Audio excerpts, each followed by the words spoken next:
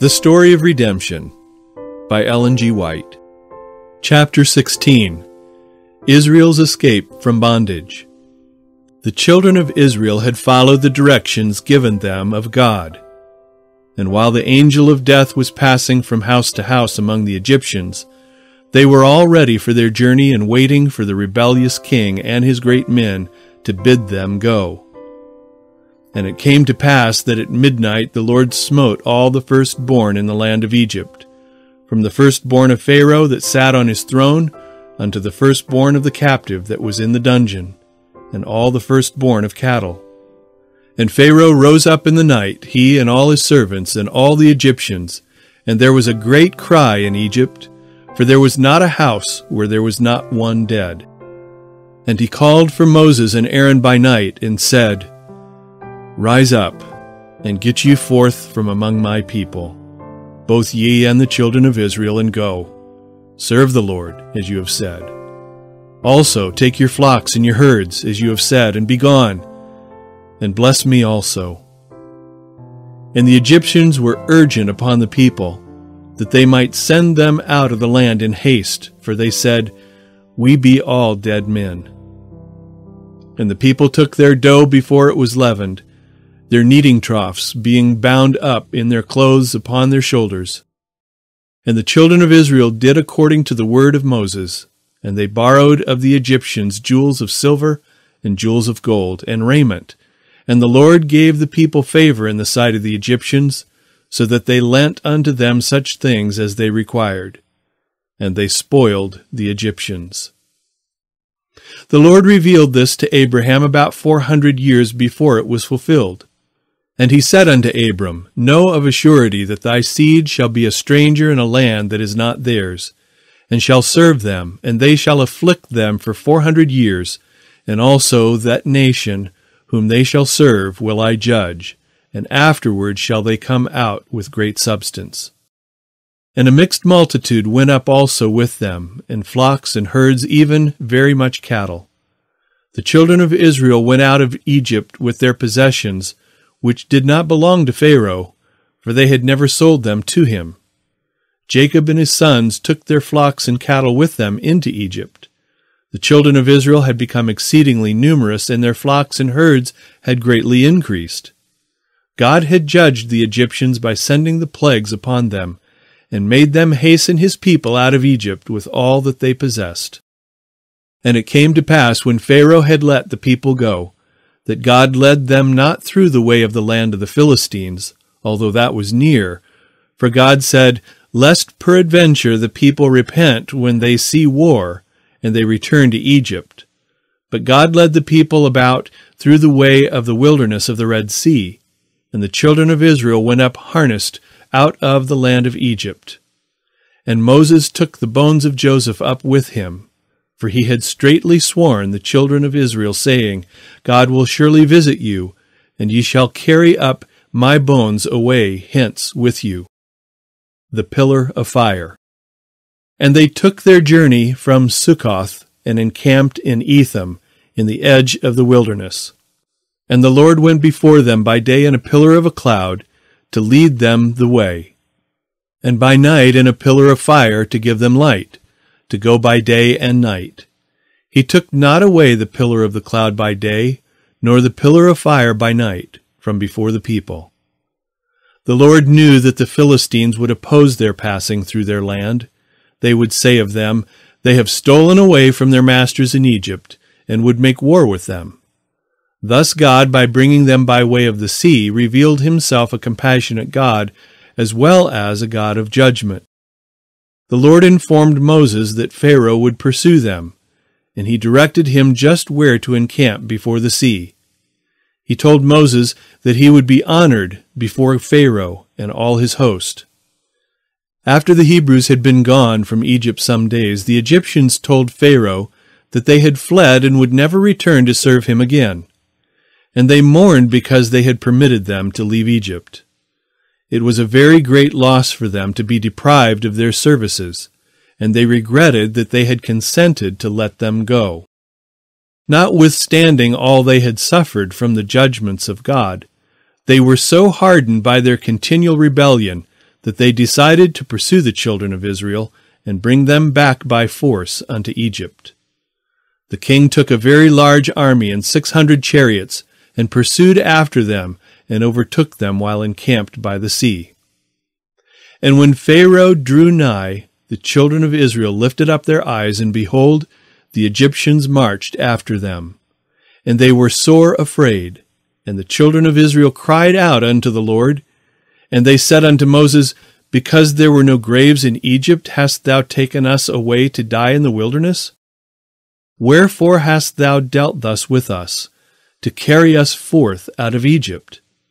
Is not this the word that we did tell thee in Egypt, saying, Let us alone, that we may serve the Egyptians?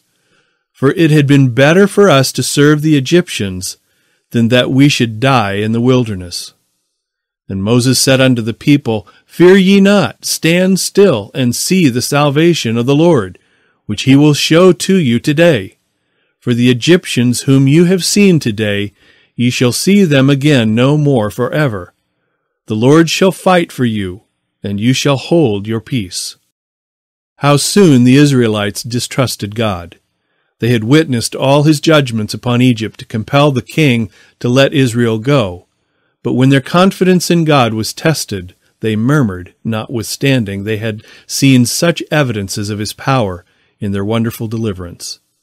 Instead of trusting in God in their necessity, they murmured at faithful Moses, reminding him of their words of unbelief which they uttered in Egypt. They accused him of being the cause of all their distress. He encouraged them to trust in God and withhold their expressions of unbelief, and they should see what the Lord would do for them. Moses earnestly cried to the Lord to deliver his chosen people. Deliverance at the Red Sea. And the Lord said unto Moses, Wherefore criest thou unto me? Speak unto the children of Israel that they go forward. But lift thou up thy rod, and stretch out thine hand over the sea, and divide it. And the children of Israel shall go on dry ground through the midst of the sea. God would have Moses understand that he would work for his people, that their necessity would be his opportunity. When they should go as far as they could, he must bid them still go forward, that he should use the rod God had given him to divide the waters. And behold, I will harden the hearts of the Egyptians, and they shall follow them, and I will get me honor upon Pharaoh, and upon all his host, upon his chariots, and upon his horsemen.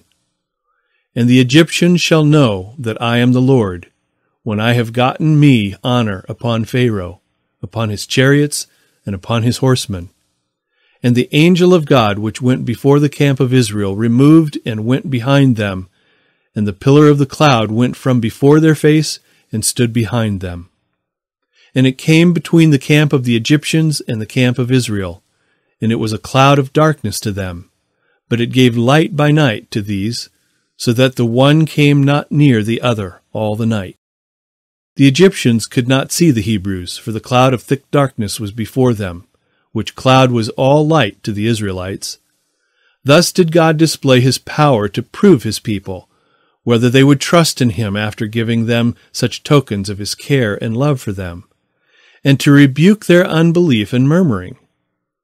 And Moses stretched out his hand over the sea, and the Lord caused the sea to go back by a strong east wind all that night, and made the sea dry land, and the waters were divided. And the children of Israel went into the midst of the sea upon the dry ground, and the waters were a wall unto them on their right hand and on their left. The waters rose up and stood like congealed walls on either side, while Israel walked in the midst of the sea on dry ground. The Egyptian host was triumphing through that night that the children of Israel were again in their power. They thought there was no possibility of their escape, for before them stretched the Red Sea, and their large armies were close behind them. In the morning, as they came up to the sea, lo, there was a dry path. The waters were divided and stood like a wall upon either side, and the children of Israel were halfway through the sea, walking on dry land. They waited a while to decide what course they had better pursue. They were disappointed and enraged that as the Hebrews were almost in their power, and they were sure of them, an unexpected way was opened for them in the sea. They decided to follow them, and the Egyptians pursued and went in after them in the midst of the sea, even all Pharaoh's horses, his chariots, and his horsemen. And it came to pass that in the morning watch the Lord looked unto the host of the Egyptians through the pillar of fire and of the cloud, and troubled the host of the Egyptians, and took off their chariot wheels, that they drave them heavily, so that the Egyptians said, Let us flee from the face of Israel, for the Lord fighteth for them against the Egyptians. The Egyptians dared to venture in the path God had prepared for his people, and angels of God went through their host and removed their chariot wheels. They were plagued. Their progress was very slow, and they began to be troubled. They remembered the judgments that the God of the Hebrews had brought upon them in Egypt, to compel them to let Israel go, and they thought that God might deliver them all into the hands of the Israelites. They decided that God was fighting for the Israelites, and they were terribly afraid and were turning about to flee from them, when the Lord said unto Moses, Stretch out thine hand over the sea, that the waters may come again upon the Egyptians, upon their chariots, and upon their horsemen. And Moses stretched forth his hand over the sea, and the sea returned to his strength when the morning appeared, and the Egyptians fled against it, and the Lord overthrew the Egyptians in the midst of the sea. And the waters returned and covered the chariots and the horsemen, and all the host of Pharaoh that came into the sea after them. There remained not so much as one of them. But the children of Israel walked upon dry land in the midst of the sea, and the waters were a wall unto them on their right hand and on their left. And thus the Lord saved Israel that day out of the hand of the Egyptians, and Israel saw the Egyptians dead upon the seashore. And Israel saw that great work which the Lord did upon the Egyptians, and the people feared the Lord and believed the Lord and his servant Moses. As the Hebrews witnessed the marvelous work of God in the destruction of the Egyptians, they united in an inspired song of lofty eloquence and grateful praise.